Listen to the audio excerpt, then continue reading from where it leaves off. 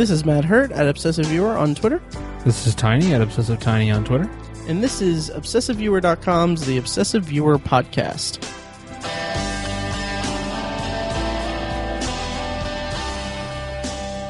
Hello, and welcome to The Obsessive Viewer. We're a weekly movie and TV podcast that covers a specific topic, be it genre, trope, movie, or show, each episode. You can find back episodes at ovpodcast.com, find the blog at obsessiveviewer.com, and you can also subscribe to the subreddit at r/obsessiveviewer. And if you want to help support the podcast, go to patreon.com/obsessiveviewer, or you can simply leave us a rating and review on iTunes. It helps us out a ton. And also check us out on Google Play Music, which just went live for podcasts. We're on there, so... yeah, how's it going, Tiny? F it, let's do it live. Let's do it Google Live. Google. Music. Uh-huh. God, anyways. It's Google Play. Google Play Music. Yeah. So, anyway. I'm good, man. I'm good. I'm keeping all of that in there. I am. Nice. Yeah. Good words. How are you, Maddie? I'm good. I'm doing quite well. I never ask you that. That's kind of messed up. You know, it's not that I've noticed it or anything, yeah. But I have have you seen the dry erase board in my room? It's just marks of the times you don't ask each episode. God. Yeah, it's fine. It's fine. It's only been 3 years. No, yeah, it's fine. So anyway. So we have a lot to talk about today. We're doing a Netflix Picks episode where last week in OV163, we basically picked random numbers for each other, and then we assigned ourselves the Netflix title, or the title on our Netflix queue in that corresponding number. So we're going to be reviewing those in a bit, but then we have some news to go over, and then after that we're going to do a potpourri section, and we're also going to have another call-in segment from Mike. Our co-host is on sabbatical, so we got a full show for you guys, so we should just dive right in. Yep. Okay, great. So for news, I've got like three things for us to talk about. First and foremost, I want to bring up Surefire from Michael Goldberg and Dave Chan, who they were on the podcast in OV157. They were crowdfunding their first feature-length film called Surefire, and we talked to them about that and their campaign and everything. Just wanted to give you guys an update that Surefire was the first project on the website Seed and Spark to ever make over 200% of their original goal. That's awesome. Yeah, they ended up making, I don't have the actual figure, but they made 220% of what they, of their goal. Dang. Yeah, and you can still help out. Go to seedandspark.com. I'll put the link in the show notes, and if they get 500 followers on it, Surefire might qualify for distribution on their on their platform after it's made. And obviously, for any filmmaker, distribution is freaking very important. Oh yeah, very big. So man, that's awesome. Yeah. Oh yeah, I'm super proud of them, and I mean they're such cool, down to earth guys, and it's so great to see that. Mm-hmm. Those guys get rewarded for being so genuine and hardworking and talented. Absolutely. Yeah. And then also, as of right now, we're recording this on the 26th, and it's going to be released in a couple days. So if it's before Saturday, April 30th, you can see Michael and Dave's latest short film, Rye Manhattan, in New York City, again, as part of the New York Short Film Fest at Freddy's in Brooklyn. It screens Saturday, April 30th at 4:30 p.m., and you can hear them talk about that short on OV157. And finally, What's Eating Dad, their short film that was their comedy horror short film that we screened at Sharktober in Irvington last year. It won a jury commendation for live action short comedy at the 2016 Durango Independent Film Festival, which is freaking awesome. Absolutely. Yeah, especially after it's been through the film festival circuit and everything. It's cool that it's still got legs now. Yeah. Yeah. And you can hear more about that short film on OV131. So congratulations to those guys, and we're going to have them back on eventually, and I'm really excited to talk to them and for the future for them. Yeah, they just keep on trucking, man. Oh yeah, absolutely. They're unstoppable. Oh yeah. It's awesome. Yep.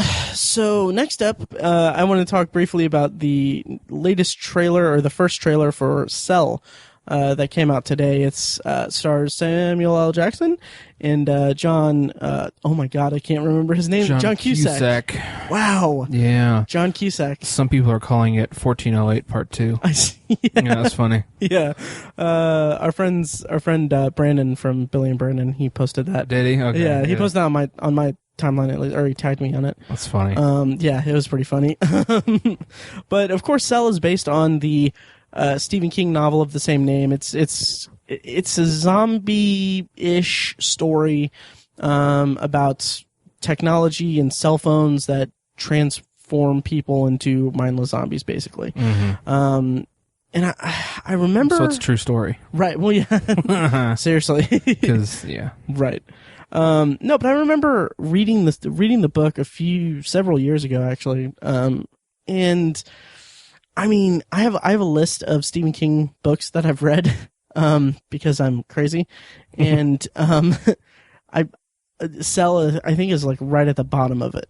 I wasn't too crazy about it. Tiny, you've read it too, right? I have read it too, and I agree. It's towards the bottom, if not at the bottom of my Stephen King novels. If anyone else besides Stephen King had wrote it, it would have been very forgettable. Mm-hmm. But he's good, so he made it readable, very readable and accessible. But it just wasn't that great. Yeah, I think the problem with me is that it's strange because I'm a huge zombie fan, and so reading a book about zombies from Stephen King, who I'm a huge fan of, I kind of expected it to be, maybe I had too high expectations for it, but I think that part of it was that he made the creatures, he made the monsters of the book a little too complicated and complex, and I was kind of hoping for a more Romero-esque zombie story, which he actually dedicated the book to Richard Matheson and George Romero. Who at least George Romero, I think he goes way back with, so. Oh, okay. Yeah. Anyway, so the trailer, what did you think of it? Cause, yeah, well, go ahead and tell me what you thought of it. I was just really unimpressed with it. Really? I mean, I think it's probably just, crossover from my opinion of the book and how I'm just not really excited for it for that respect. I think it's going to be difficult to transfer some of the ideas to the screen, which is the case with any Stephen King story, really. Right. But it just, I don't see it being very good. I have said many times on this podcast how I'm not a big fan of John Cusack. Right. So that rubs me the wrong way. But we'll see. It just seems very vanilla to me. I can see that. Yeah. And I'm going to eventually reread Cell because I'm trying to go through all of Stephen King's work for Obsessive Book Nerd. And I don't know, something about the trailer kind of. I went into the trailer knowing that okay, this is probably my least favorite Stephen King novel, so I'm not going to be too excited about it or anything. And the trailer looked decent to me. But its biggest achievement for me was that it made me kind of not anxious or excited, but it made me kind of interested in eventually getting back to Cell to reread it. Mm-hmm. But the movie, I don't know. It looks like it could be okay. I like the fact that Stephen King apparently co-wrote the script, and I like that because I'm coming off of having just watched Pet Sematary a few months ago, and I believe he wrote the script for that entirely, or he might have co-wrote it as well. And I thought that it was a really good adaptation of his book. So okay. So yeah, I don't know when the release date for Cell is. I think it's sometime this fall, but. Okay. I don't know. Yeah, I remember the book had good characters, but King's books always have good characters. That's his specialty. They do, yeah. So that's the one thing I remember. One of the few things I remember from it. So who knows if that'll transfer to the movie? But right, I'm doubtful. Yeah, I'm hesitant, but after 11/22/63, which I really enjoyed. Which, by the way, you can check out our bonus episode of that, which went up this week over at obsessiveviewer.com. It's OV164 with Brian Davids from FilmStruck's podcast. He joined me to talk about it. Cool. But after that, I've been kind of itching for more like good Stephen King adaptations. Yeah. So hopefully, I'm hoping that 11/22/63 is the start of it. And by the way, it has been a release date announced for the It remake.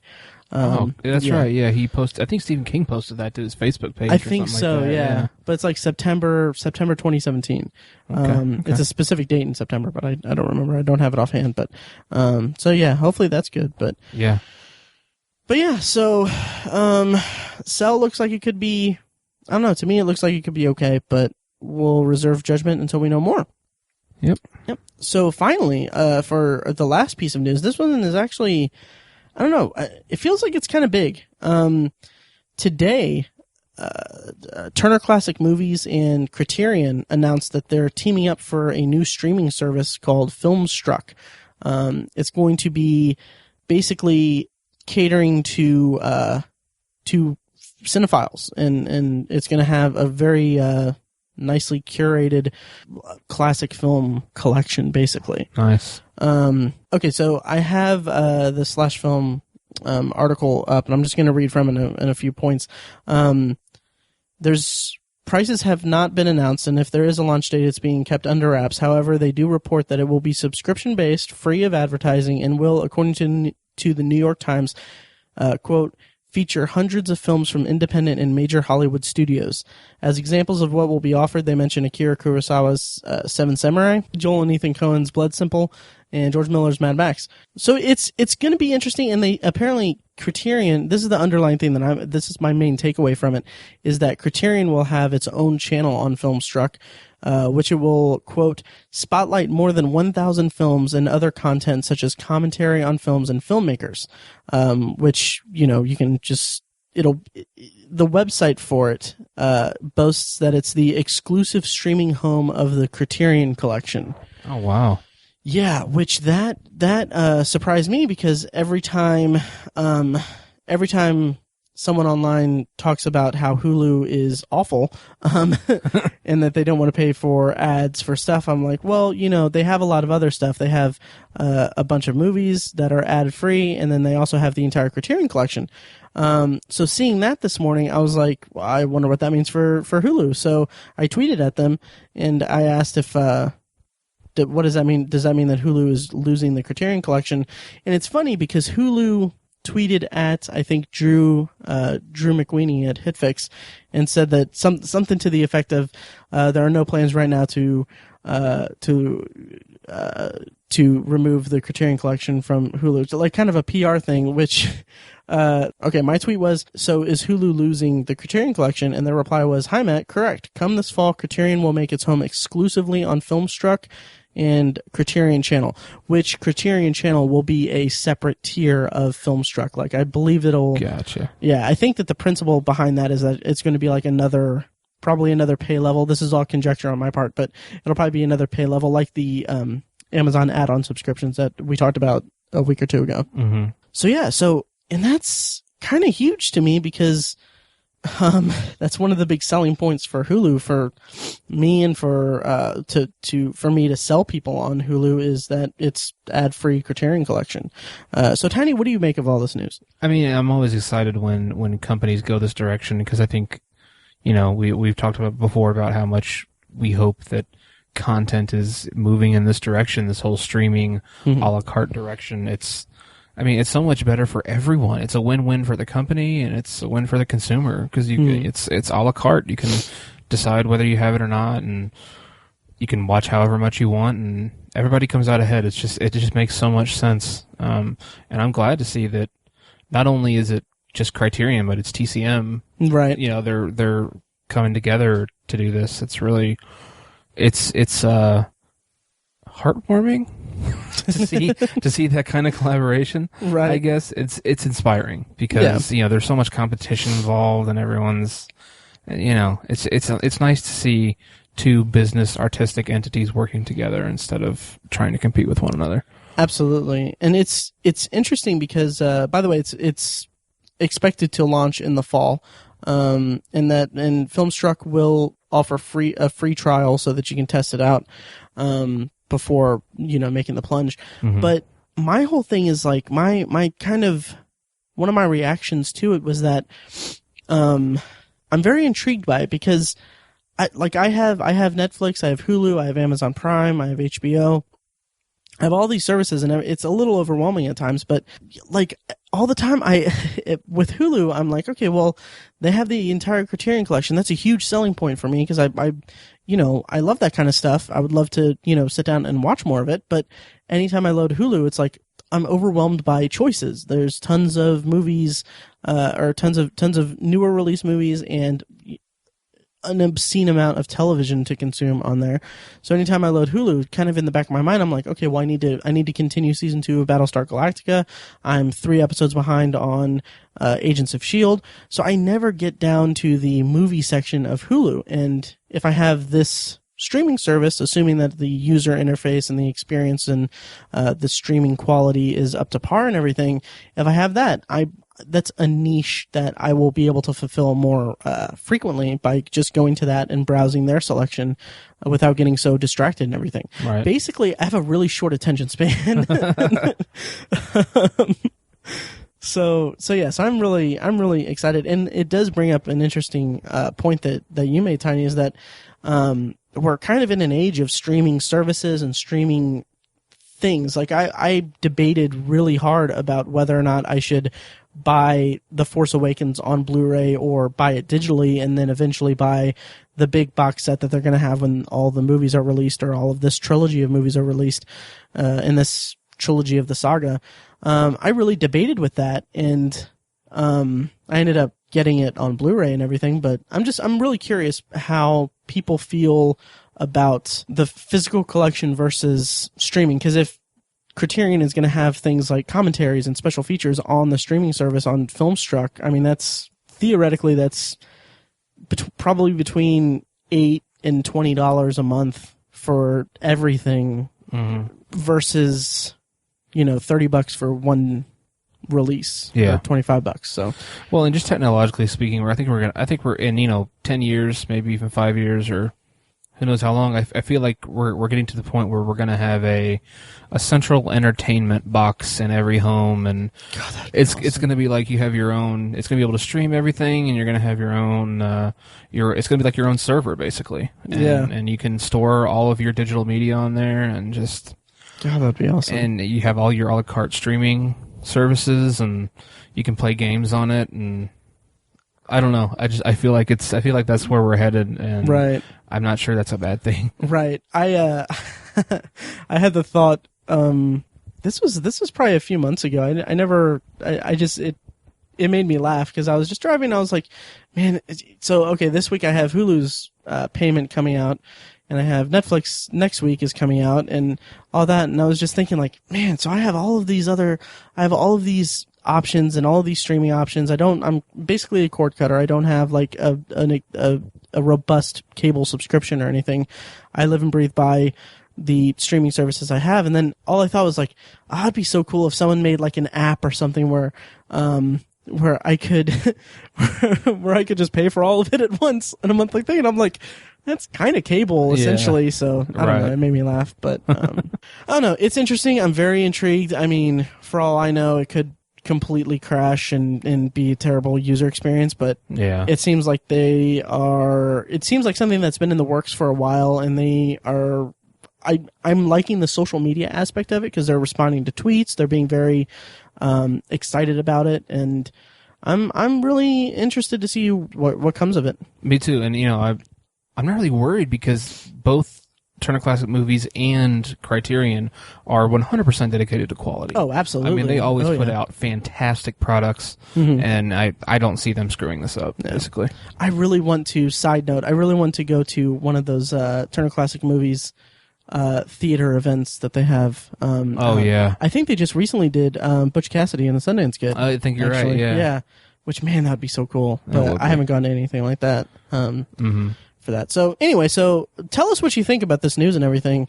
On the normal places, Twitter, all that stuff. Totes. Email, all that. So will you subscribe to FilmStruck, and will you test it out, or does it not interest you? That's what we want to know.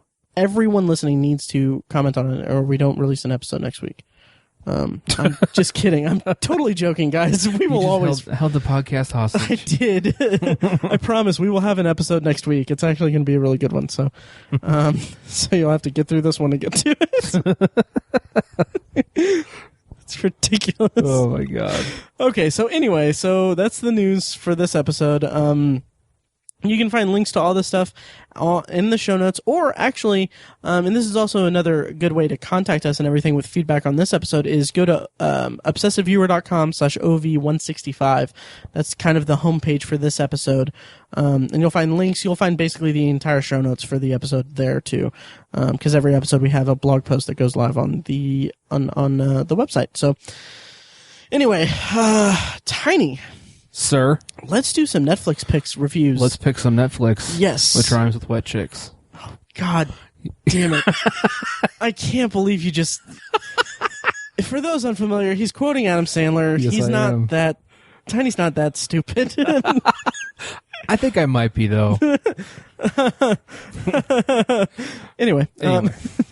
No, so last week on the podcast, we picked numbers, and then we basically assigned each other Netflix picks that corresponded with those numbers in our queue.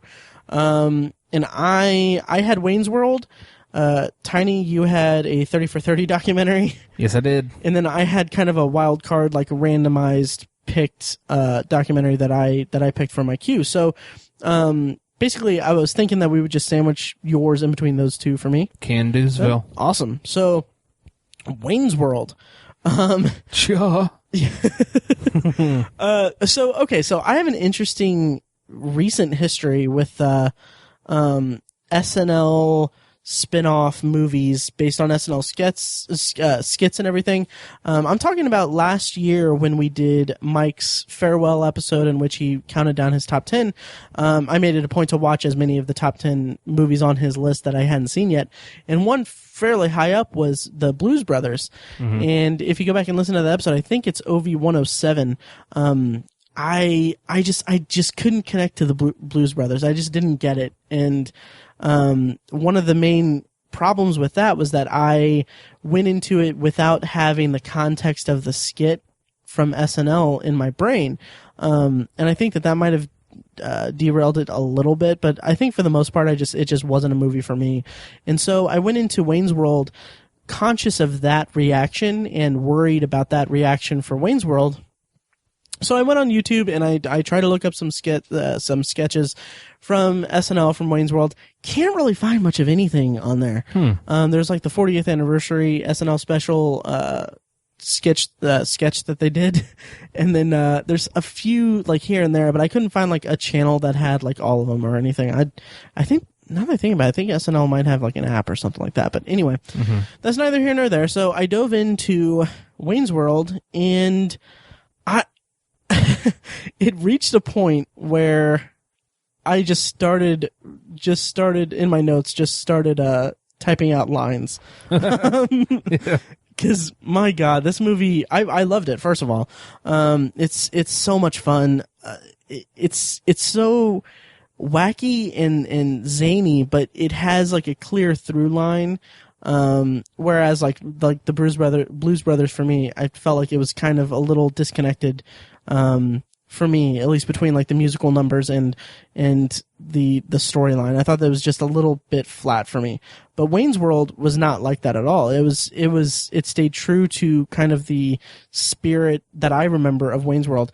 And I remember like as a kid seeing a lot of the sketches and stuff like that, but I don't remember any of them. I remember like maybe on like the Mike Myers and Dana Carvey best of SNL DVDs that they had out, but I didn't remember much of them. But as the kind of classic the classic lines like swing and Wayne's World, party time, excellent, all that stuff, like the vernacular of that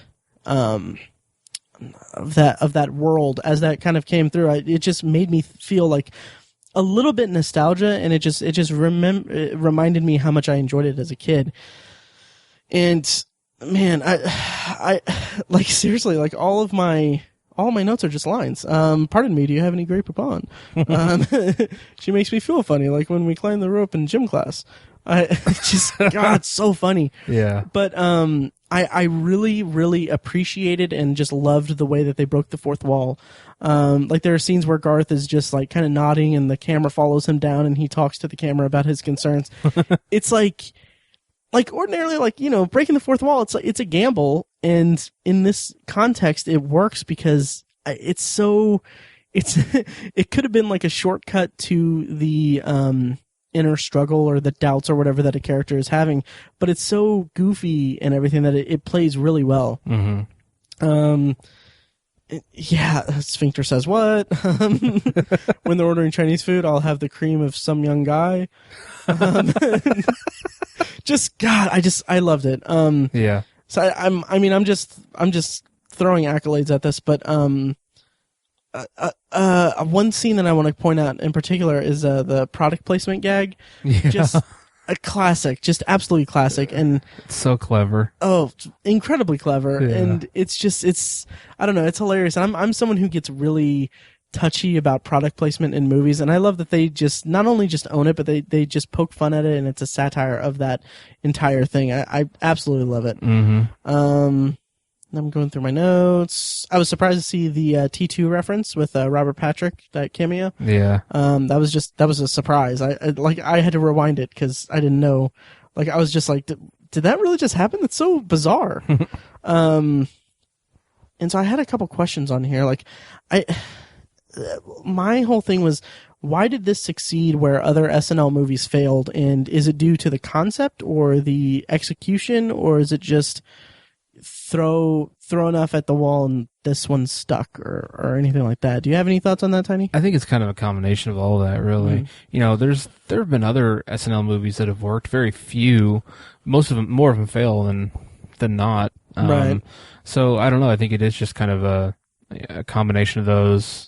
They just picked this one, I think, and it just happened to work. I don't know. Nice. Yeah. How did you feel about Wayne's World?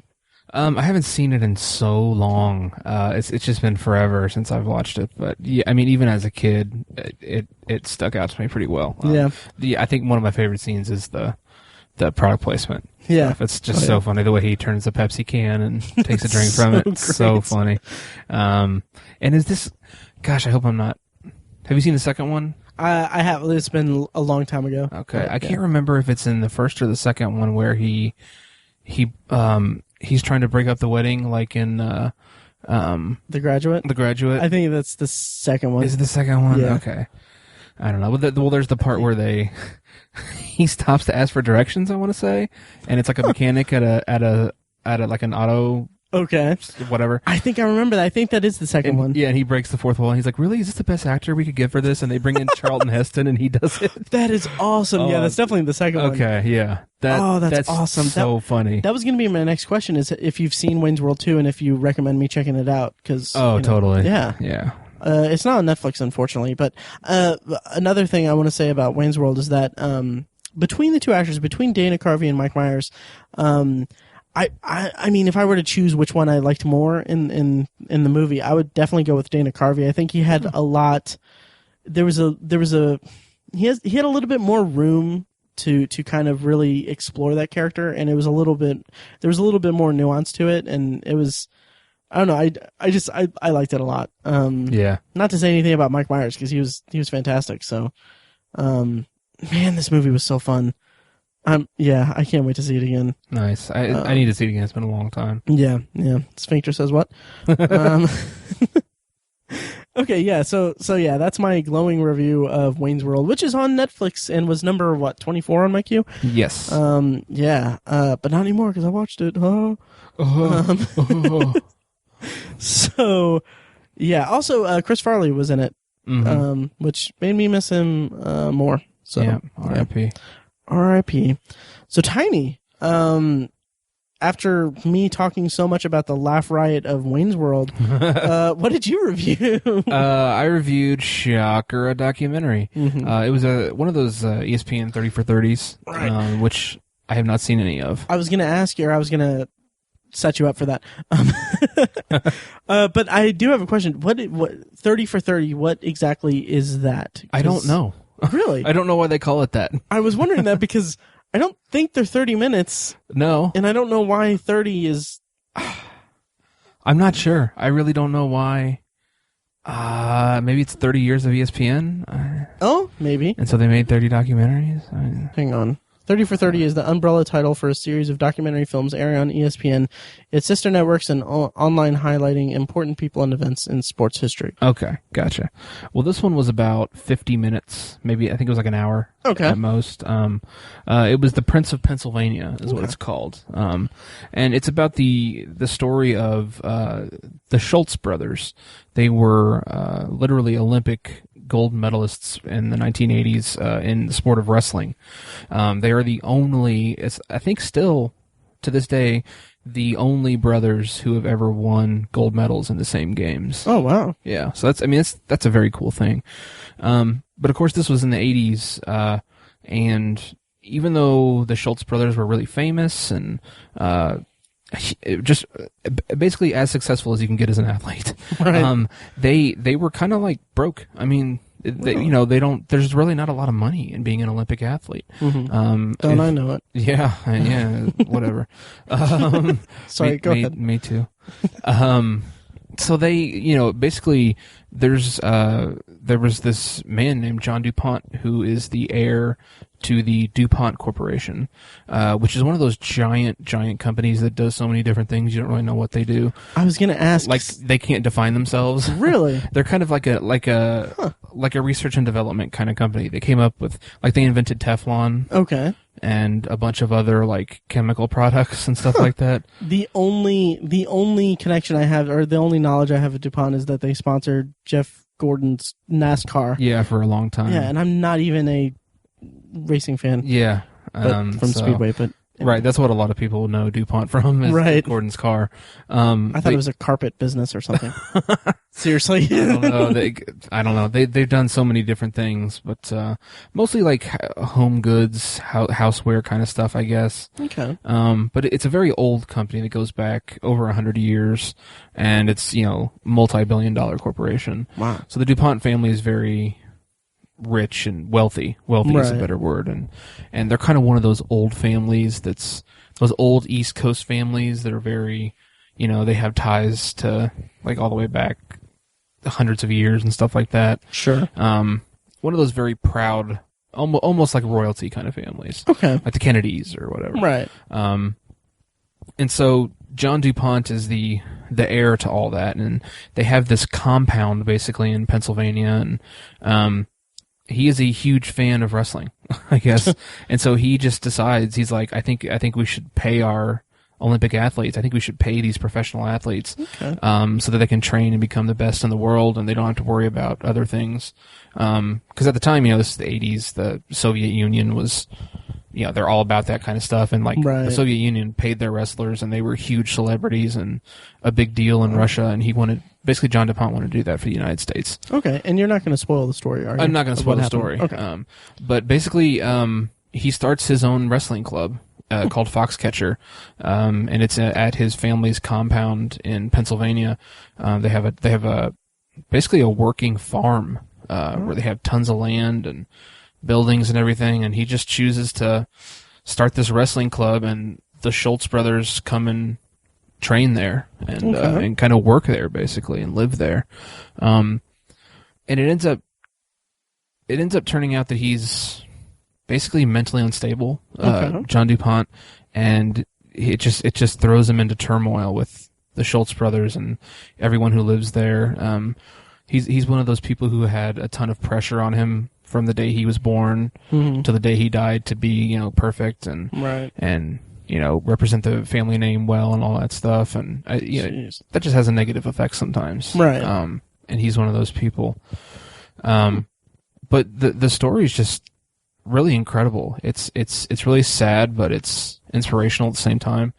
That it was a Hollywood movie, which I talked about on the podcast. Right. Foxcatcher.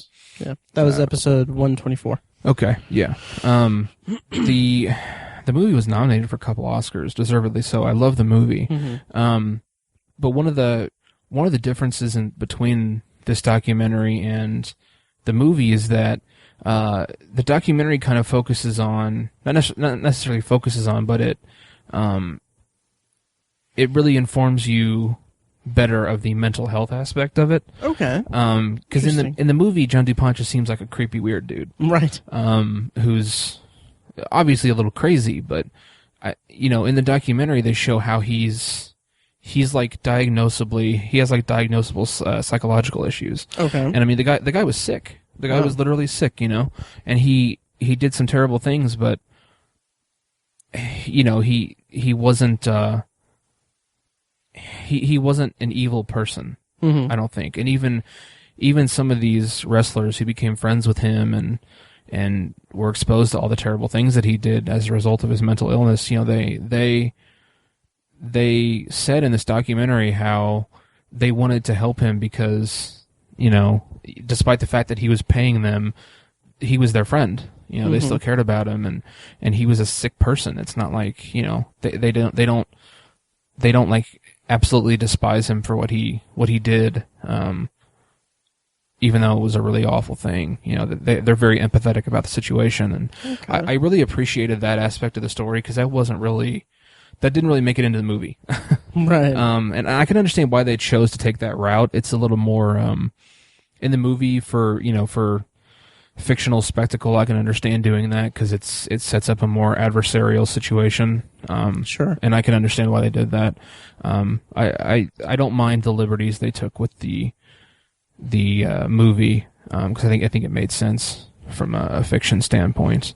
But the documentary was very well done. I was surprised how much Mark Schultz was willing to come and talk to him, and he laid out everything that happened, and it's a very painful thing for him, but he showed up and he did it, and I really appreciated his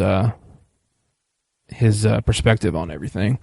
And it makes me want to check out the other ESPN 30 for 30s because really?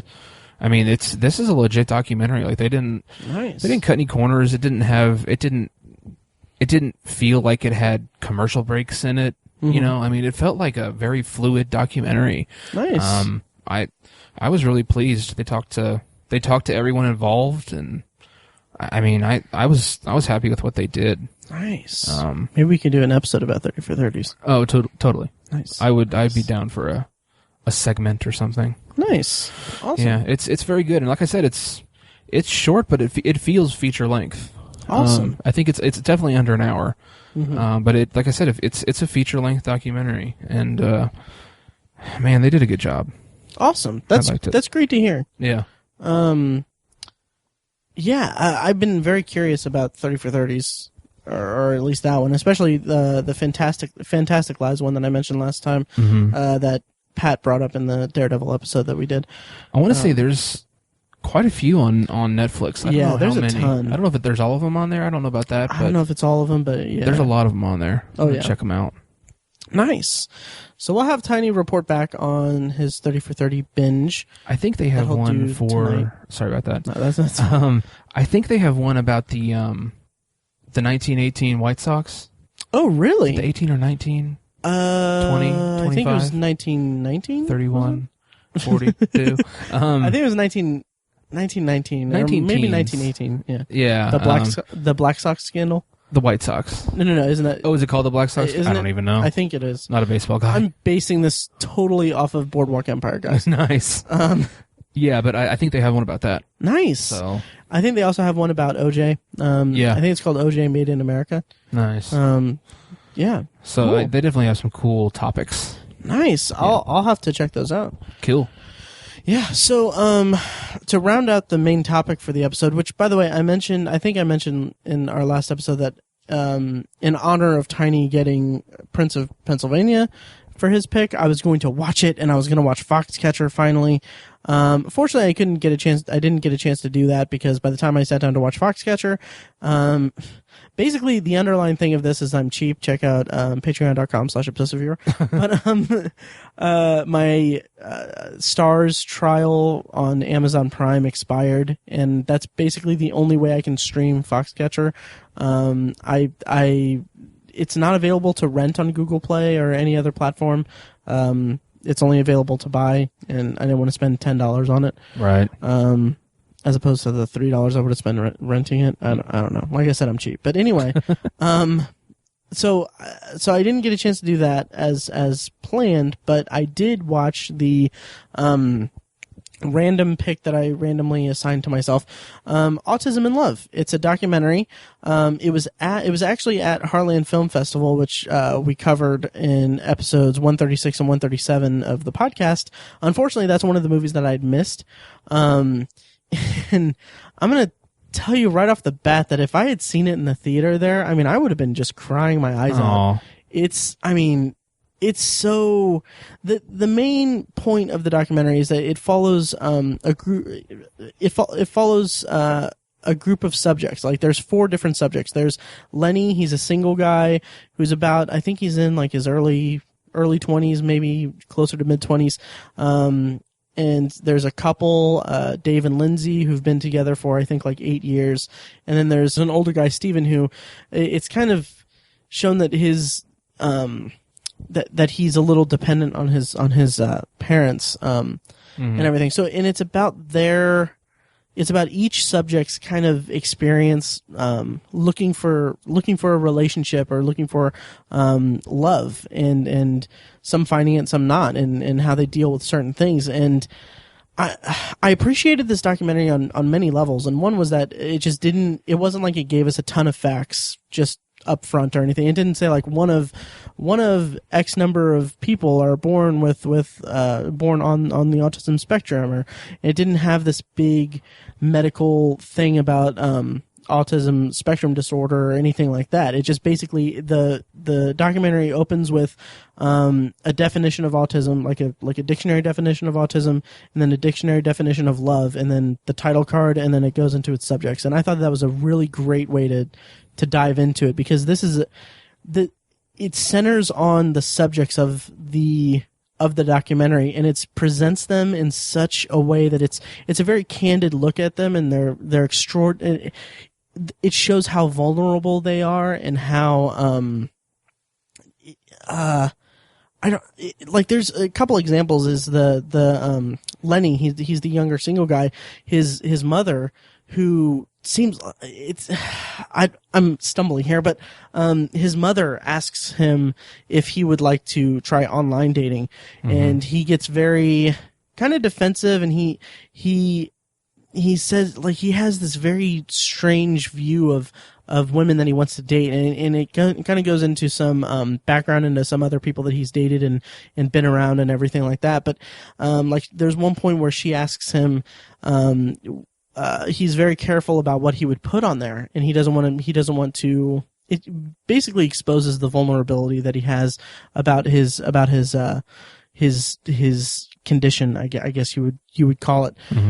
But like she asked if he would want to post like his Comic-Con interests on the dating website, and then he's like, no, I'm not going to do that. I'm not going to do that. And it's presented in just a really kind of heartbreaking way, because he doesn't want to show his true self there, because he's very guarded, and he has walls up to protect himself. And then on the other side, the girl that's in the couple, Lindsay, she talks about how she wears jewelry so that she feels less vulnerable, and she doesn't want to feel like ugly or anything like that. So she feels like if she has jewelry on, she's less vulnerable. And the way that the documentary introduces or showcases these aspects of these people's personalities and their struggles, it made it so relatable and so just captivating and heartbreaking at points, and just absolutely just glorious in other parts, because there's the documentary goes through highs and lows about its subjects and everything. Oh my God, the Lenny guy, there are a couple points where like he kind of goes into a rant talking about how he makes I won't go into exactly what he says because it's one of the most powerful sequences of the entire documentary, but he starts it off by saying that he would rather be normal rather than be autistic with $1 million. Wow. And it's just from there, it's like it's a freaking descent into heartbreak, and it's just like this is where like his walls comes down and he shows his insecurities and everything. It's very powerful filmmaking and very powerful. I don't want to say performance, but it's just powerful. It's a powerful capture of his struggle and his inner demons as he struggles to find love, basically. Wow. And then, oh man, this was such a powerful documentary. And then, yeah, and like I said, there are times where it has ups and it's a positive thing because, yeah, it's I don't know. I'm just in a cycle here where I'm just lavishing praise on it. But throughout the 4 subjects of it, which I was very happy that the couple, Dave and Lindsay, in it, they weren't presented as like the couple because they're both on the spectrum. It was like they each devoted time, the filmmakers devoted time to each one of them to show like their own thought process and how they handle their relationship and everything separately and together. And I thought that was a really nice touch. And that's something that they didn't necessarily have to do. Like they could have just grouped them together to fit one spot of their, the narrative that they were filming, but they took the time to really showcase each one individually. And I really appreciated that. And then Steven, the kind of older guy, I don't want to say what his story is, but it's made clear kind of in the beginning. It's kind of presented as he's kind of still a little dependent on his parents in order to, take care of himself and all that. Mm-hmm. That was the impression I got when they first introduced him, but then they dive into more of his situation and everything. And I mean, I was kind of surprised to learn one thing about him, about his life, basically his history with relationships. And I mean, this guy, like his story in this is like freaking heartbreaking and just really, really sad to say the least. And it really just hit me like a brick. I was very, very taken with this guy's story. And it's not so much, well, it is his story and everything, but it's also his reaction to certain things, and it is just so sad, just so sad. And the documentary kind of leaves off with certain individuals in the documentary don't necessarily get, I guess, closure in it, which, I mean, that's more a personal preference for me that I would use it to dock any points from it. But I kind of wish that they would have followed through with certain aspects of the story that they were telling. But then on the other hand, it's more of like a, not slice of life kind of thing, but it's just the point of the documentary is to show these people in their vulnerabilities and how they handle certain things. It's not, at times it is a triumphant story of them finding love and everything, and at the other times it's a story of them, coping with their insecurities and things like that. And I think in doing that and showcasing them in that manner, it made them and autism in general an incredibly relatable and interesting view of it. And yeah, so what I'm trying to say is I freaking love this documentary. And Tiny, I messaged you like 3 minutes into it because I was very taken with how everything was presented in the first few minutes. Mm-hmm. I was like, this is the message I sent to Tiny. I said that I'm scared to say this, but like 4 minutes into Autism and Love, and my first thought is, man, we should do another documentary episode of the podcast. So maybe we'll do that. Maybe at some point. That's great. I really wish I would have watched this before you talked about. I meant to, but just didn't get to it. It's on Netflix, and it's only an hour and 15 minutes long. Right. So yeah, I'll definitely watch it at some point. Yeah, I think you'll really enjoy it. I'm sure I will. Autism is.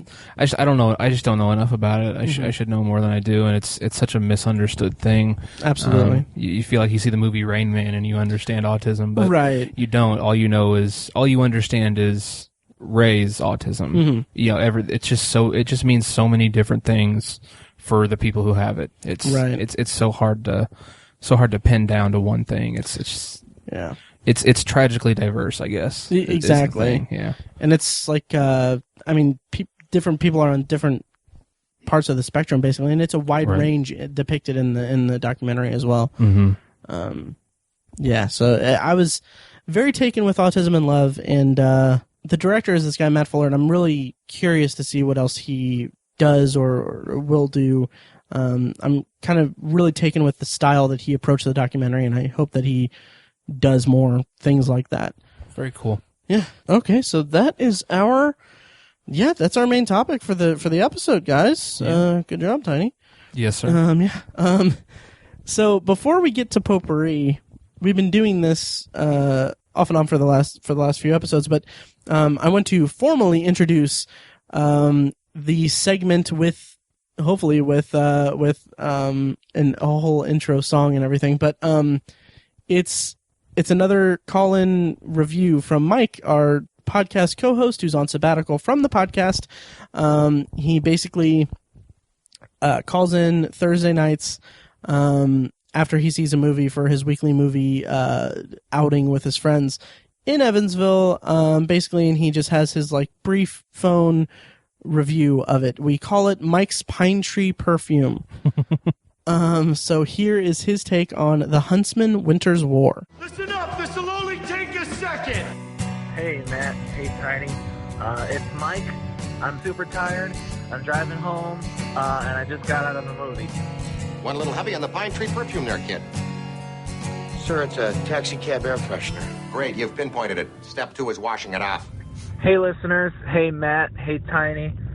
Mike again, back with another drive home Potpourri Pine Tree air freshener session in my car.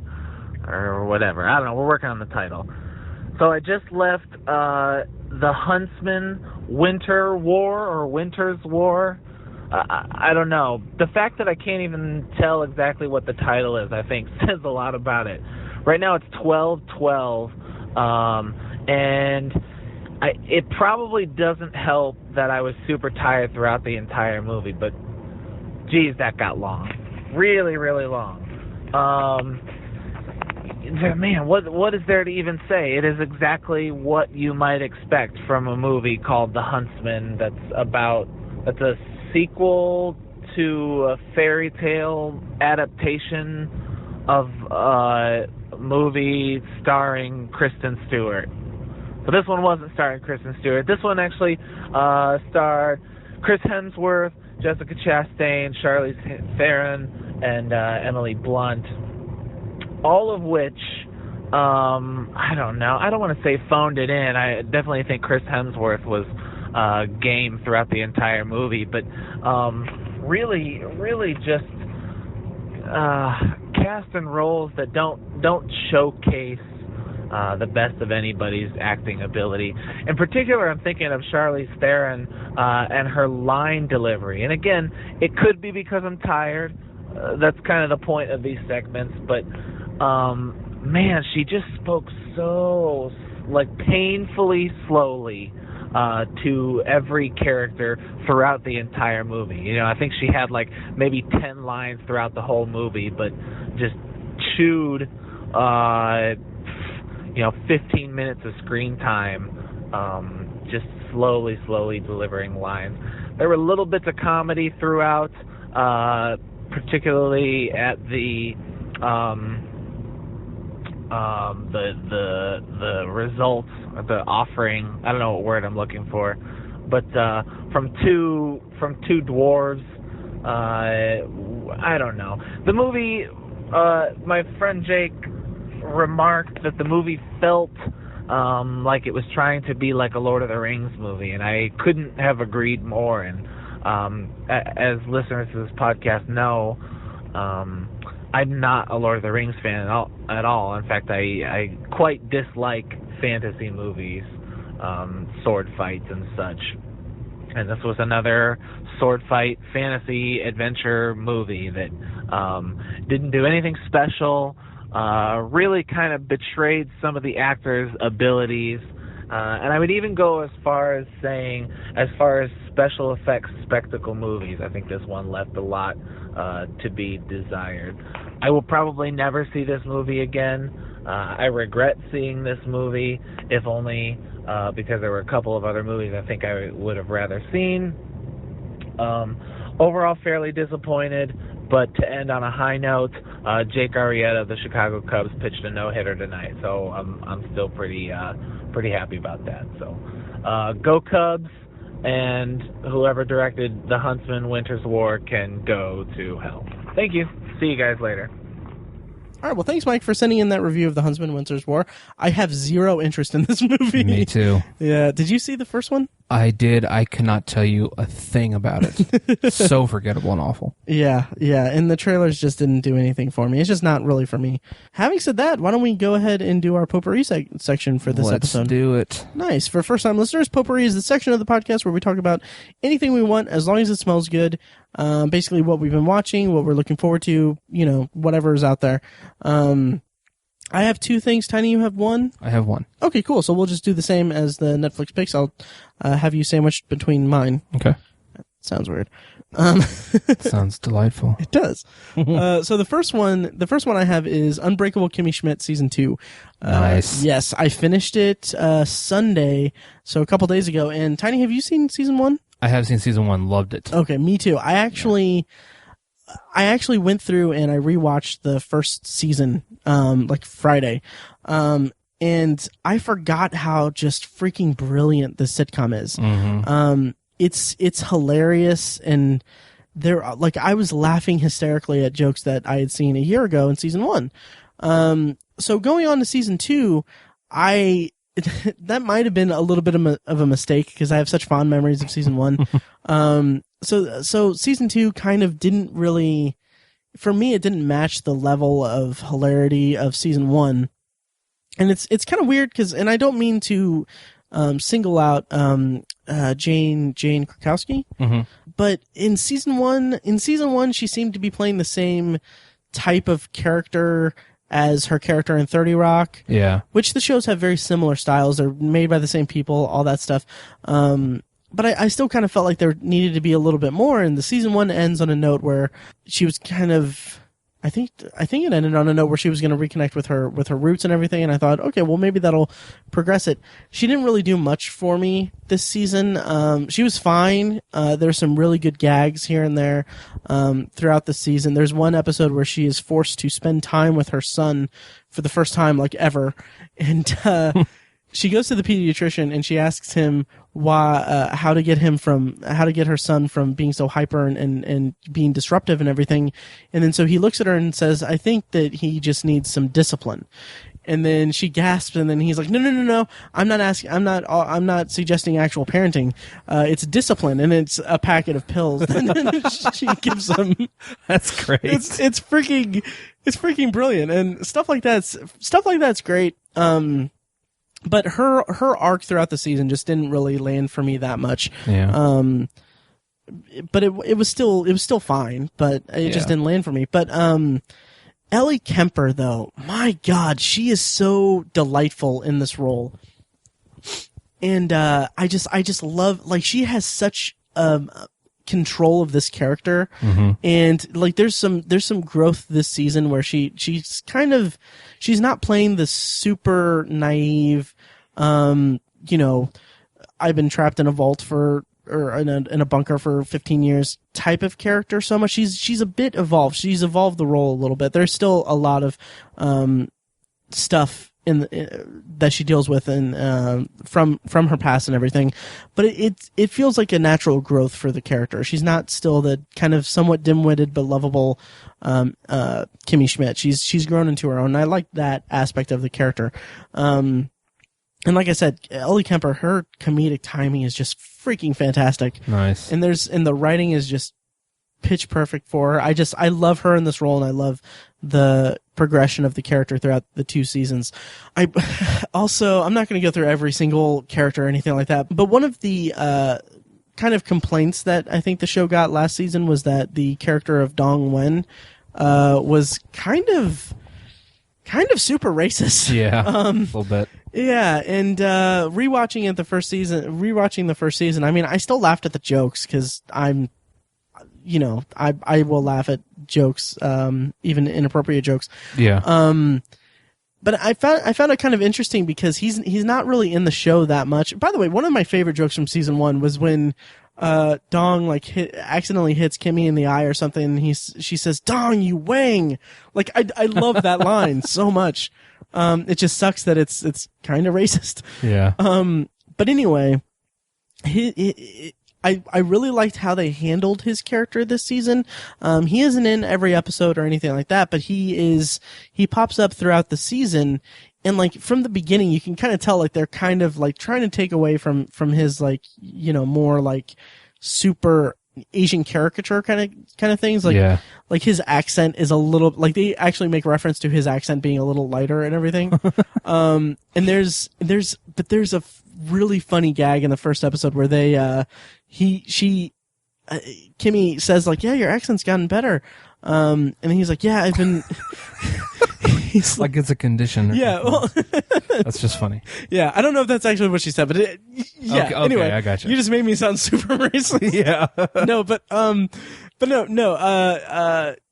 She said that she noticed his accent had changed a little bit, and then he said, "Well, yeah, when we stopped hanging out, I started watching," and then he changes his voice to the kind of vocal fry voice that's very popular but he says, "I started watching the Kardashians," and like he starts talking like them, and it's freaking hilarious. That's great. Yeah, and I kind of wish that would have been a runner throughout the whole season, but it was really only that one episode. But But yeah, so overall, I enjoyed Unbreakable Kimmy Schmidt season 2.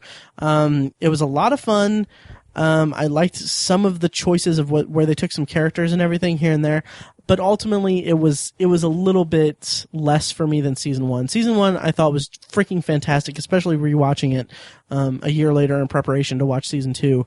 I just thought they just struck gold with that season. And it's not to say that season 2 is bad by any stretch. It's just it didn't really connect with me as strongly as that. It's still connected, but not as strongly. And then finally, there is a very weird running gag that I think that they overdid it almost immediately from the start. I guess I'll spoil some aspects of it. It's not really that big of a spoiler, but there is a running gag throughout the whole season involving Robert Durst from the Jinx. Nice. In real life, which is in concept, it's hilarious. Like the introduction of it, like there's one line where Carol Kane's character, who's fantastic, she's freaking amazing in this entire season, but she mentions something like, "Yeah, I know what you're going through, Kimmy. I lost my first love too. Old Bobby Durst in Coney Island," or something like that. And so it's funny because like throughout the season she makes little references to Bobby Durst, and like the audience knows who he is and what he is and what he's done, and that's fine and everything. But then it's a weird. This is where it's kind of spoilery. Fred Armisen pops up as Robert Durst in the first episode, and it's so weird to me, and it doesn't go anywhere. He pops up here and there throughout the season, and it just doesn't fit with me, and it feels like that they went a little too far with this topical gag, and I think that they just wasted Fred Armisen. Yeah. Like, he's very talented and he could have been really good in another role or whatever, but I just thought that they mishandled that. But overall, I really liked Kimmy Schmidt season 2.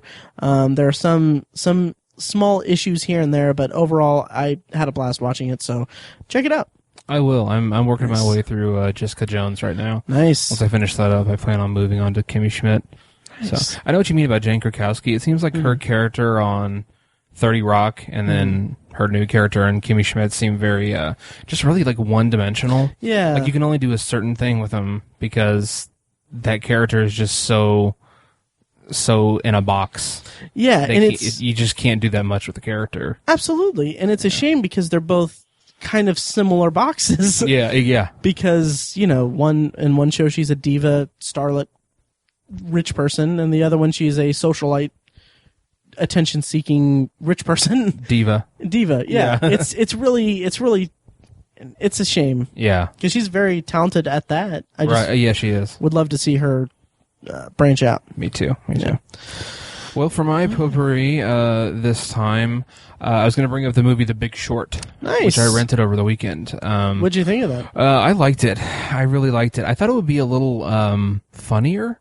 Oh, really? Being an Adam McKay movie, I mean, there's definitely some comedy in it. There's some really funny stuff. The whole cameo thing I thought was kind of funny. Yeah. Maybe not as effective as they wanted it to be. Right. But still kind of a funny idea. Didn't pay off, I don't think. Again, as great as they wanted it to.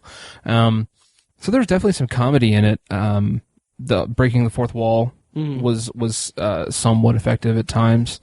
But I think Adam McKay wanted to be more serious with this because he's since this has happened, since the financial collapse of 2008, he's been a very vocal person about how, all these bankers need to be in jail. It was blatant fraud that they were doing, and they were doing it to get rich, and it worked. And so he's been very vocal about it, and so he takes it seriously. So I think he wanted the seriousness to outweigh the comedy in this movie, and I can respect that choice. I think that's a good thing to do. I just don't know if Adam McKay is really the guy to do it. Right. I think this could have been a phenomenal Coen Brothers movie. Oh wow! My God, to see the Coen Brothers tackle this ridiculousness about these guys betting against insurance like that. Oh man, that would have been so brilliant what they could have done with this topic. I don't know if they want to, but there's a handful of other filmmakers I would have rather seen tackle this subject matter, this true story. But I don't want to just crap all over Adam McKay because I think he did a pretty decent job with this. The script and did he actually direct it as well? He did. I couldn't remember if he directed it too. And he was nominated for Best Director. He was, yeah. Yeah, that's right. Gosh. And he won. They won for script. They won for script. Yeah. I have a couple questions about your experience watching it, but did you have more to say? Just a little bit here and there. I really was it Christian Bale who was nominated for actor?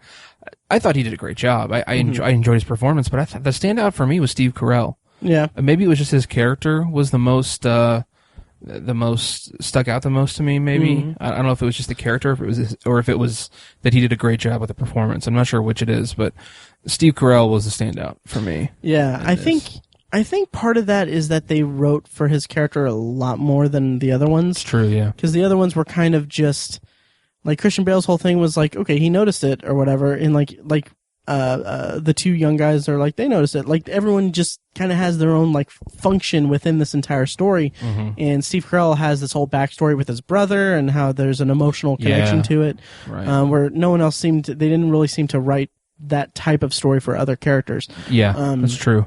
Yeah, and did you have any problem with the direction, or like the camera work in particular? Because there were some scenes that were just not focused properly, and it was kind of weird. It was almost like they were going for a documentary style, but it just felt weird because everything else was a glossy, like big movie. I don't know. I think that it had something to do with the way that they worked the camera. I think Adam McKay wanted to get, I think that it was something like he wanted to get a certain amount of shots done, and the only way to do that without having to mess around the camera or reposition the camera too much was that they just zoomed in, and that made it a lower quality film, and they couldn't really adjust it in editing or something like that. Interesting. Did you catch that at all? It did have this odd feel to it, or the look to it was just a little. I think I know what you mean. It didn't bother me. It didn't take me out of it. It didn't really me either that much. I just kind of noticed it. Yeah, I guess I noticed it too. I can't describe it really. It's kind of indescribable what it was, but I think it is. It's almost like they needed 5 cameras to film a certain scene, but they only used 3. Okay. kind of like that. I don't know if there's a term for that or whatever. But I think I know what you mean. And I guess I did notice that a little bit. Okay. Did you think Christian Bale should have been nominated? No. I didn't think so either. Yeah, I wouldn't have nominated him, but I did appreciate his, he's he has a ton of range. He can just do so much, evidence any movie he's been in practically. And so I wasn't surprised at all that he was just, this character is completely different from every other character he's ever played. Right. And he pulled it off well, It just wasn't Oscar nomination worthy, I don't think. But I mean, and I think they're dealing with a subject matter here it's very complex, and it's you're tackling something that's like a status quo, and you want to point out how it's really screwed up. Right. And it's just such a hard task to quantify everything and simplify everything into layman's terms, Lehman Brothers terms.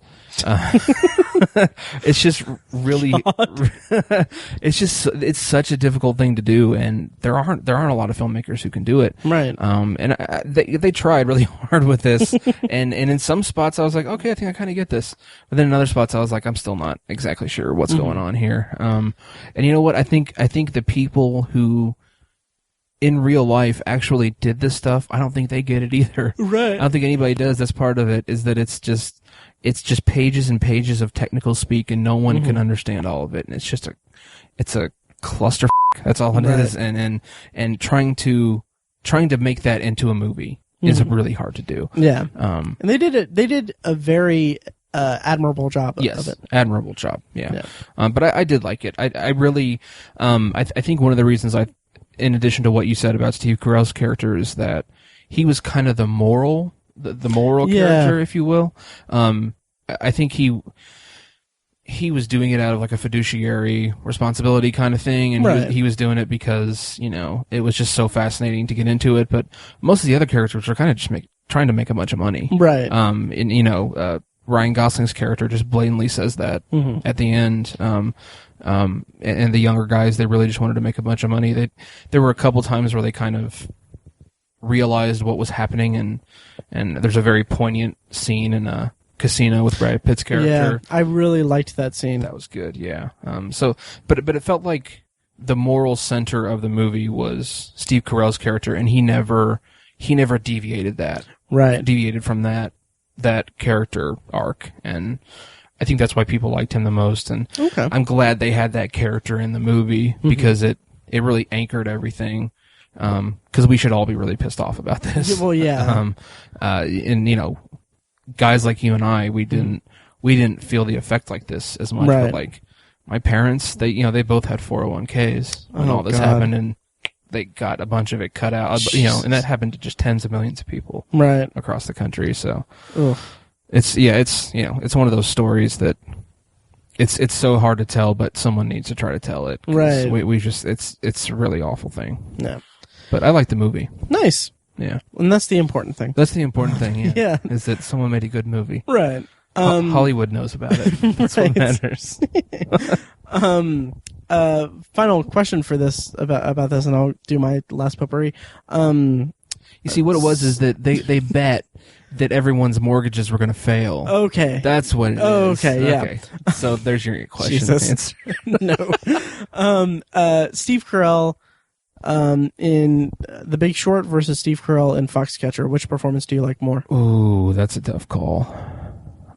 I got to go with Foxcatcher because there was more involved with that. Okay. And it was a physical performance as well as a whatever. Right. Yeah. Nice. Mm-hmm. Cool. Awesome. Yeah. Yep. It was cool. I liked it. Nice. Well, that's good to hear. Yep. Making dreams come true. I don't know why I said that. Okay. So to round out potpourri, yesterday, Tiny, I went and saw The Jungle Book, the latest interpretation of the book, and in the I think it was the 1960s. 60s. Disney movie, yeah. Yeah, which I know that I've seen it before. I know that I have, but it wasn't like a fixture of my childhood or anything. So I've seen it, but I have basically no memory of it.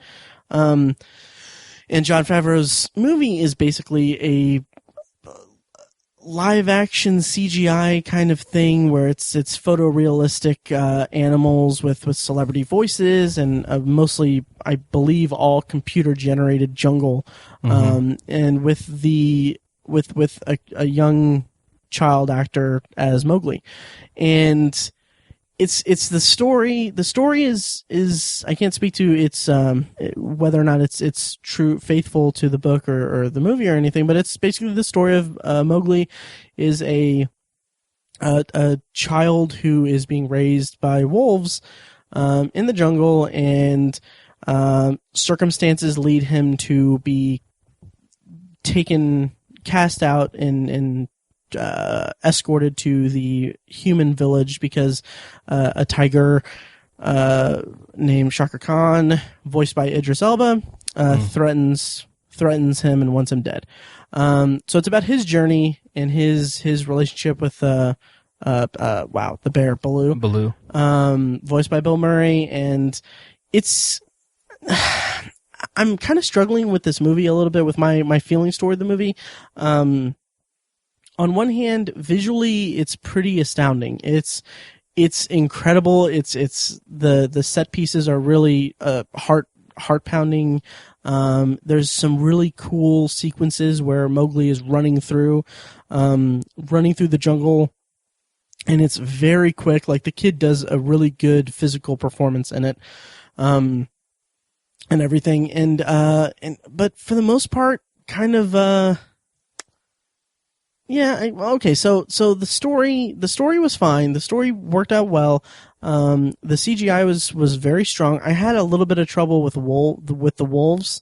I don't know if it was just me, but they just, every other animal seemed like perfect, like very perfectly rendered and displayed, but the wolves seemed just a little bit not quite. Like, I don't know what it was about it, but like there's a scene where it's raining and everything, and I don't know. I don't know if maybe I was looking too closely at it or not, but it just seemed like the rain was like not even hitting the fur. And I mean, it's a small nitpick and it's one scene, but it's also like something about it just didn't feel right to me. The way that the wolves were displayed. So Jon Favreau is definitely Team Edward. Jesus Christ. Well done. Thank you. But no, but I will say that I was on board with the movie for the most part. And I thought that it was perfectly fine. It was fun, adventurous and everything. But my God, that kid actor sucked. Oh, really? He was so bad. That's a bummer. Okay, yeah, you can make the argument, well, like, okay, well, he's a kid actor. He's not acting. He's not reacting to really anything because it's all computer generated and everything. Yeah. And that's fine. Yes, I understand that. But my God, every single time he spoke it just fell completely flat. That's a shame. Yeah. Like there's a scene where he is, the panther that's kind of his guide. I'm butchering this, but, I think it's Ben Kingsley voices him. He's talking to him and he's like, it's so awkward because he's got this kind of attitude where it's like, I don't know what, like, it's kind of a bratty, like, defiant, like, I don't understand why you're doing this or whatever kind of thing.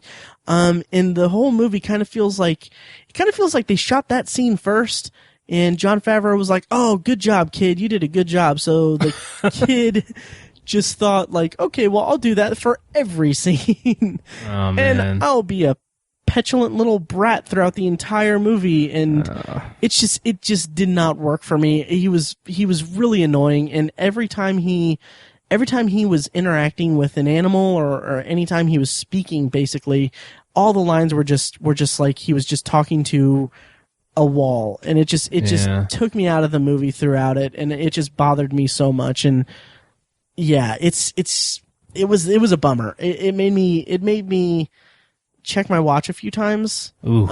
Yeah, and I mean that's a little severe, but you know, Also, there was some issues I had with kind of the story. I don't know if it was mainly because of the child actor, but like there are some like pit stops that the story takes. Like there's a whole extended sequence with Christopher Walken as a giant ape who's like the King Louis in the movie. And it's really entertaining. But I didn't really feel like it fit that well. Like there's a whole thing where at the end of that interlude, which there's a musical interlude there, which I understand that the cartoon was the animated movie in the 60s was pretty musically influenced, right? Oh yeah. Yeah. He just wants to be human too. Well, this was the thing with King Louis was like the only like big musical number in the movie. Okay. And as a result of that, like there are two points in the movie where there's music involved, and it's that, and then there's a scene where Mowgli and Baloo are kind of floating down the river and they're singing a song to each other, and it's like it's just weird for them to go into song for that one sequence, really. That's strange. Yeah, and then at the end of it, there's a point where Baloo is says to the panther, he says, if anything happens to the kid, I'm never going to forgive myself. And like, that's the only part of the movie where I'm like, oh, they have a bond in the movie. Like, okay. It just didn't, everything leading up to that didn't really work for me in their relationship, throughout it. And also, I mean, not only, and I'm going back to the kid's performance, but not only did everything he said fall flat for me, it was like I never believed for a second that he was actually a kid who was being raised by wolves in the jungle. Like I thought, like, oh, it's just this kid that is just saying all these words. Yeah. I never thought that he had spent a lot of time with wolves or anything like that. I didn't get, like, he has a good physical performance in terms of him being able to achieve a lot of stuff physically, like running through and jumping through and doing all of these acrobatic kind of things. But there's nothing in his physical performance to say like, oh, he's basically been living with wolves. It's like, no, his mom dropped him off on set. It just was a bummer. It took me out of the movie there, but that sucks. Yeah, but I will say visually it's astounding, very well done visual styles and everything. Except for the wolves, and the wolves, it's not like they were bad or noticeably poorly rendered. It was just it didn't have the same like realistic feel to me as the other animals did. Well, the Cullens are just naturally better looking. Sure. Jesus. Sorry, I couldn't help it. Yeah. That's a bummer though. It's because it sounds like one of those movies that's just all spectacle. It is. Well, everyone loves it. And that's what it's supposed to be. Yeah. The critics are raving for it. People love the movie, so maybe I'm an outlier there. But I just couldn't connect with it the way that a lot of other people did. I'm not enthusiastic about it really. Yeah. So I will say that with the visual styles, I saw it in 2D, but I think that it could actually be worth seeing in 3D because just visually it's really impressive. Cool. Yeah. And then finally, I want to just, before we end the episode, I want to bring up that the theater experience for this movie was God. Yeah. I'm going to go on a rant. That's the risk you run with kids movies. And that's the thing. That's okay. So I'm in the theater. It's like me. It's like a few groups of like, families basically. Like there's one family with like a baby and like a 2-year-old, and I later found out like a couple other like small children. Then there was like a father and son, a mother and daughter, kind of spread out throughout. I'm there by myself because I'm a freaking creep. So I'm sitting there, and then like I kind of see in my peripheral vision, like, okay, a figure has sat down in my aisle, which, you know, you're allowed to do that. Unfortunately, no. This is about 15 minutes into the movie. It's a kid that's sitting not next to me, but like a few seats down. And I'm like, oh, that's okay. And then the father like rushes down and sits next to him and everything. And then the kid starts roaming around and like running around like back and forth like in front of my row, like because I was in the row where there's a railing and everything in the front because I like to stretch out my legs. And like the kid's running around, the dad's running around, grabbing him. Eventually the dad is just like, you know, screw it. He'll just run around. Wow. And I'm like, and at one point the dad took out his phone and like he was looking for something. I'm like, what the f***, man, really? And then eventually, like this only lasted for like 20 minutes and then they eventually sat down, like the whole family got together and sat down, kind of toward the front where they had their stroller, because I think the baby might have pooped or something. I don't know. Who knows? So my whole thing was in a group chat with a couple of friends, I mentioned it, and then one of the responses was, well, you were kind of asking for it because you went to a kids movie the day after the weekend it came out, and I'm like, okay, yeah, and I don't know if this is gonna get like any kind of reaction or anything, but I honestly don't think I should have to tailor my movie-going experience to accommodate shitty parents who can't control their kids. I really don't. I agree with that. Like that's, and I mean, like it just bothered me. It kind of bothered me that that's kind of like where we are as moviegoers. It's like, okay, well, you know, wait until the kids movie comes out. And then wait until, you know, the kids have all seen it and then go see it. It's like, I don't like that. I just don't like it. Yeah, so I don't know. So I'm currently writing letters to my congressman. I'm trying to get legislation passed. We'll work on this. Gotcha. But otherwise, you know, check out the Jungle Book. Let me know what you think, all that stuff. Cool. So that does it for this week's episode, Tiny. Yes, it does. What are we doing next week? Do you want me to say or do you want to say? You go ahead. Okay. I forgot what I'm not sure what title we're going with. I really don't know either. So basically, every summer movie season, basically every movie podcast does a summer movie kind of thing. I'm blatantly ripping this off of the Slash Filmcast, a much bigger and better podcast than ours. I might cut that out. They do this on a yearly thing where they basically do a summer box office wager, or summer movie wager is what they call it. And we're going to do this basically the same thing. We're calling it our summer box office challenge right now. I don't know if there's anything, and there are going to be some tweaks to it that will be kind of unique for us. I hope at least. Mm-hmm. And yeah, so it'll be a lot of fun. And I believe that we're going to have a special guest for it, Tiny. Oh. Yeah. Yeah. He's going to be, you know, if it's Mike. Mike's coming back. I got nothing. Mike White. Yes. At I am Mike White on the Twitters. Anyway, he's going to be back for it. It's going to be a lot of fun, and we hope you listen to it next week. And thank you for listening to this week's episode. Yep. Thank you. All right. See you guys soon. See ya.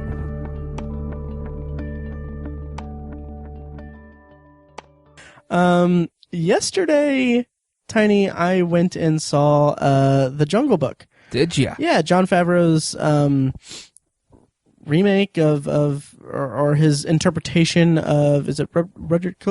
Wow, Rudyard. Hang on, Rudyard Kipling's. Rudyard Kipling. It took me a second. That's a weird name. It is. Yeah, I believe so. Yeah. Jon Favreau's interpretation of Rudyard Clip. Oh my God! There's too many consonants in that name. Jon Favreau's interpretation of The Jungle Book. Of Ryan Kindling's. Right. Oh my God. Richard Kelbling.